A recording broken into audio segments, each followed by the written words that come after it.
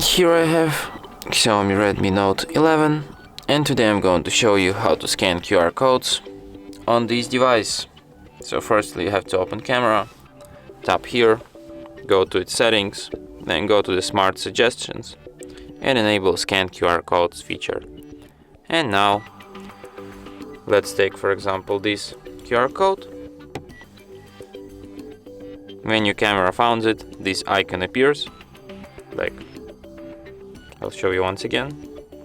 See, there's no icon here, but when you scan QR code, your camera locates it and shows you what's encoded in this code. For example, here I have this page. We can go to the website. And that's how you can scan QR codes. And that's it. Thanks for watching. If you find this tutorial useful, don't forget to hit that like button and subscribe to our channel.